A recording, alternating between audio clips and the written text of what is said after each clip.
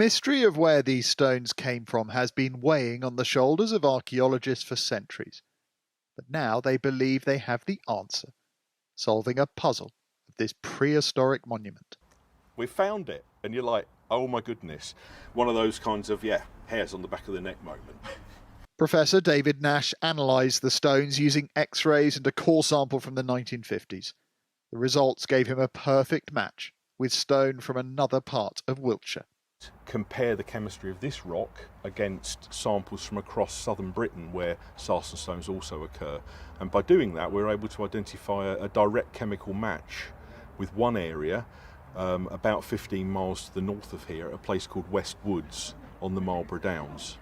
Deep in those woods today, there are still sarsen stones to be found.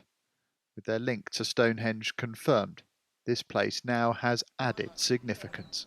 I was surprised to know that Westwoods was the match for all bar two of Stonehenge's sarsens, and the reason I was surprised is because I really thought they would have come from further afield and from different locations.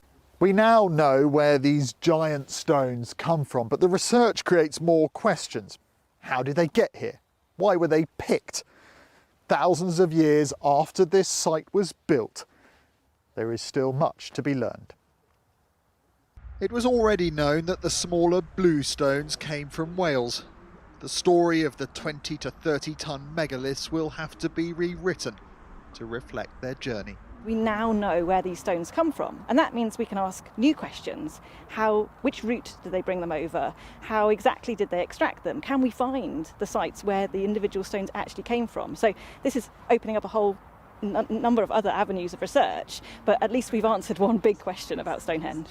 The architects of this extraordinary monument looked locally for the stone to build it.